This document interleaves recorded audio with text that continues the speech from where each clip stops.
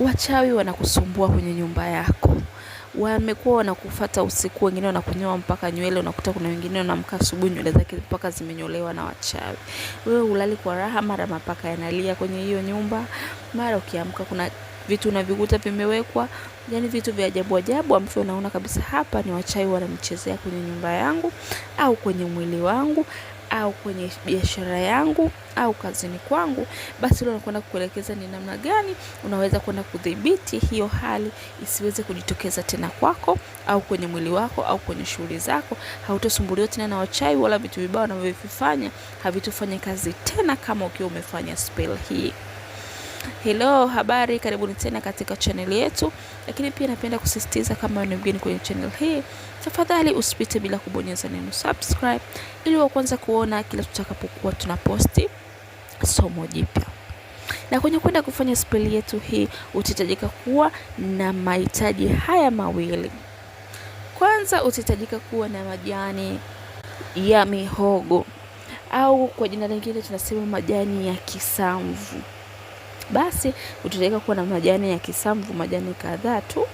Kwa ni majani ya mihogo, majani ya kisamvu ndio jina linalolifahamu mimi. Hayo majani ndio utakayotakiwa kuwa nayo, ni kama unayoyaona kwenye screen yako. Lakini pia utahitajika kuwa na chumvi, na chumvi hii ni lazima iwe chumvi ya mawe. Na sisitiza kusema ni lazima, kwa sababu kuna mwingine atakwambia, "Je, kama chumvi ni sina chumvi ya mawe?" Chumvi lazima iwe chumvi ya mawe kwenye kwenda kufanya hii spell ya kuondoa uchawi, kuondoa watu wabaya wasikufuate usiku, wachawi wasije kwenye nyumba yako, wala wasikusogelee kwenye biashara yako, wala kwenye mwili wako. Lazima uwe na majani ya mihogo, lazima uwe na chumvi ya mawe. Na hivi ndivyo jinsi utakavyotakiwa kwenda kufanya wakati utakapokuwa umeshapata mahitaji yako hayo. Kwanza kabisa utakiwa uchukue ile majani yako majani ya kisamvu. Utatakiwa uyaminye kwa mikono yako, yani kama unayapekecha hivi, kama unataka ni kupata maji yake unayapekecha lakini hakikisha wakati unafanya zoezi hilo unakuwa unanuia kwamba vitu hivyo viende vikaondoe vitu vibaya kwenye mwili wako au kwenye nyumba yako, watu wabaya wasiweze kukupata, uchawi wao wasiweze kukufikia wala kuingia kwenye nyumba yako kuzuia mambo yako na vitu vingine. Basi unayaminya ile majani kwa mikono yako ukiwa unanuia. Basi utakapokuwa umemaliza kufanya zoezi hilo, utachukua yale majani unayotayaweka kwenye maji. Utakuwa unachukua kidogo kidogo unaweka kwenye maji yako ambayo utatumia kuoga. Unachukua yale majani ambayo umeyamini unaweka kwenye maji, unachanganya na chumvi kidogo, unakwenda unaoga. Unaweza kuoga kwa siku 3 au siku 7, yote ni sawa. Lakini kwenye kwenda kulinda nyumba yako, hakikisha yale maji pia unamwaga kuzunguka nyumba yako. Unaweza kusafishia nyumba yako.